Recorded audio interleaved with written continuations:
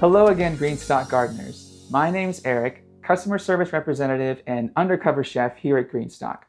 Welcome back to part 2 of our video series on pickling. Today, we're going to take you step by step through the pickling process using some of my favorite vegetables. It looks like we've got everything here, so let's get started. All right, so let's start with cucumbers. This is probably what you're most familiar with when it comes to pickling. Just like I mentioned in our last video, these can be pickled whole, they can be cut into spears, they can be cut into medallions. They're really, really versatile. So I'm going to show you a couple different ways on how to cut these and how to pickle these. So these were actually grown in my own GreenStalk planter, and I'm really happy with how they came out. These are pretty big. I'm going to take off the top and the tail is what we call it. But for now, we're just going to start here. I like them a little bit thicker than usual. Some people like them a little thinner. You can do either one. But that's about the size that we're going for here. So there we go. We're gonna put our pickles in there, cucumbers. And you really wanna stuff it as much as possible without breaking the cucumber. All right, so we've got that one. We'll move on to this big guy here. And this is gonna be a perfect cucumber for slicing into spears. We're gonna cut it straight down the middle here. All right, then we're just gonna put it on its flat side here, cut it straight down the middle. And essentially this is all that you do. You can continue cutting it down the middle. You can do that as many times as you like, and you'll have as many spears as you want. One of the important things to keep in mind when you're doing this is the size of your container. So you'll take a jar like this and just kind of measure it side by side, and that'll tell you how much you want to cut off of the cucumber. So we'll just cut about an inch or so and see if that's a good size. Yeah, that'll work. All right, so next up we've got red onion. This is one of my absolute favorite things to pickle. If you come over to my house on any given day, there's probably a jar of red onions, pickled red onions in the fridge. So to start off, we're just gonna cut it in half, nice and easy. We're gonna cut off the top here, throw that into our bowl, and we're gonna cut off the end as well. So this section with the root. What I like to do is I like to cut them with the grain, is how I describe it. So instead of cutting from the root side here, we're gonna cut from this other side. So as thin as you possibly can. And once you get down to this part here, it does get a little squirrely. So what you can do is, rather than try and cut it from up here, you can just put it on its side like that. And that makes it just a bit easier to go ahead and slice the rest. So we'll put these in a jar. This is a pretty big red onion, so I don't think we're gonna use the whole thing, but we'll use what we can. So next up, we've got carrots. We're gonna go ahead and take off the top and the tail. Peel it from the top down. Then we'll get this bit here at the end. What you're gonna do is you're gonna cut one side very, very thin. And what we're doing is really just giving you a flat surface to work with. So now that we've got our flat surface here, you can stick it just like that, and that way it won't move anywhere as you're trying to cut it. Then we're gonna take our knife, and we're gonna cut these into thin sheets. And this is really as thin as you want, or as thick as you want. We're gonna cut it like that. So now we have these sheets that we can work with that are gonna give us much more even and precise cuts. So I'm gonna stick it on its flat side again.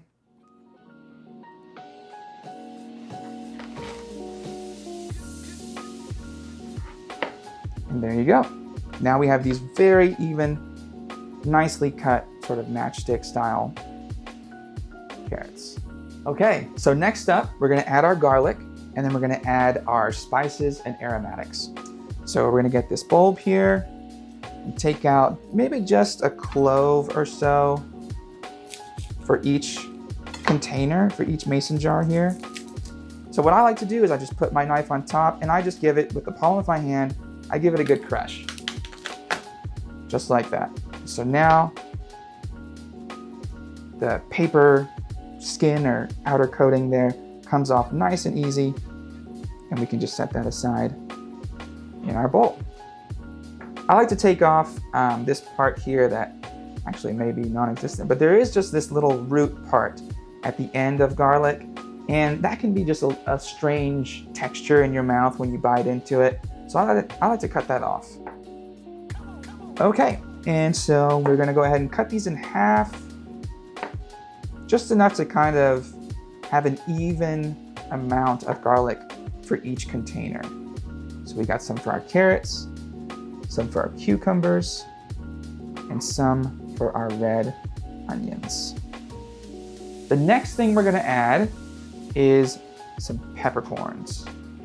So we're gonna go ahead and add a teaspoon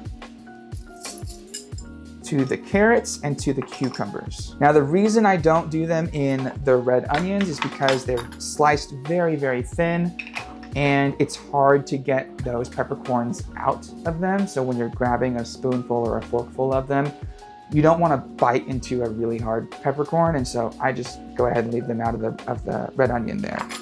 So, but we do have something that we're going to add to our red onion, which is red pepper flakes. I like to go with half a teaspoon. I really love spicy. If you're not really a spicy person and you want to give it a try, I would start with a 1/4 teaspoon and maybe work your way up from there. Also, if you're not a spicy person, you can just omit this completely and it'll still turn out really great. All right, so the last things we're gonna add to these jars are our herbs. So we've got dill here and we've got some sage. Sage might be a new one to you, but I love the flavor of sage. I think it pairs really well with carrots and things like pork and other things. So we're just gonna add a few, looks like maybe, I really like sage. This might seem like a lot, but it's about 7 leaves or so.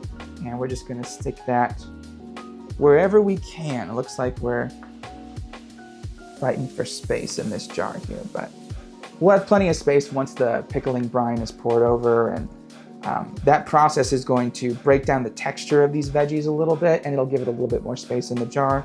So don't worry if you feel like you're overstuffing. This seems like a lot. And of course, we have our dill. We'll add a few sprigs. Again, I'm a big fan of dill, so we're gonna add quite a bit. This might seem like a lot to you. You can adjust to your preferences. Get it down as much as we can.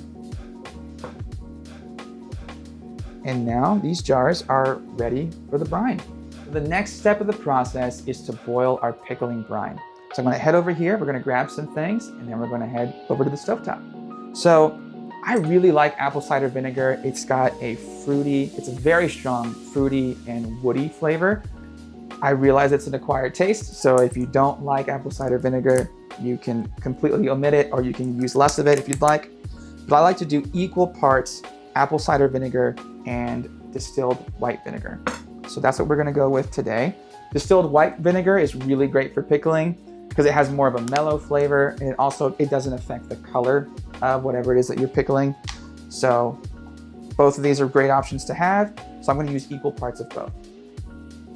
So we need about a cup of pickling brine for each one of these containers. So we're gonna shoot for 3 cups. We might have a little bit left over, and that's totally fine, but that's what we're gonna go for. So I'm gonna do, we also have equal parts water. So we're gonna do about 3/4 cup of distilled white vinegar.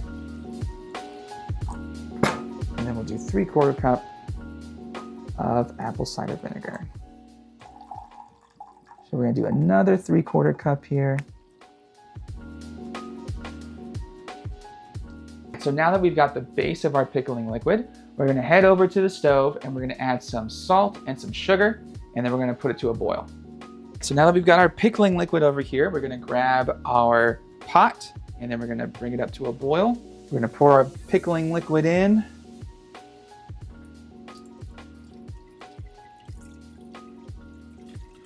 Now we're gonna add just a little bit of salt and sugar to it. We're gonna start with about 1.5 tablespoons of kosher salt.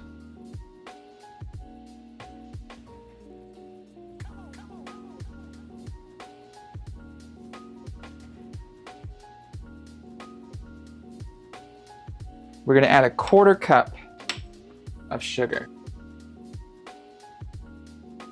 We're going to go ahead and turn on our burner, bring this up to a boil, and we're going to whisk it as it begins to heat up so that everything gets nice and emulsified in there. So we'll put our burner up on high and give it a good stir. All right, so it looks like most of our salt and sugar is dissolved. So we're just gonna let this sit and let it come up to a boil. Okay, so now that we're at a boil, we're gonna go ahead and take the pot off of the burner here, off of the heat, turn off our burner, and we are going to add this liquid to our pickles. Okay, so we'll take our pickling liquid here, set it down, and we're just gonna pour this liquid in. You can use a funnel if you'd like. This pot has a really nice lip to it, so I'm just gonna go ahead and pour. So now what you can do is you can let these cool if you'd like. We're gonna top them off, and then we're gonna stick them in the fridge. Thanks so much for joining me for part 2 of our pickling video series. I hope you had as much fun as I did, and feel free to get creative with your next pickling brine. If you found this video helpful, go ahead and give it a like and subscribe for more vertical gardening tips. Thanks so much, and I'll see you next time.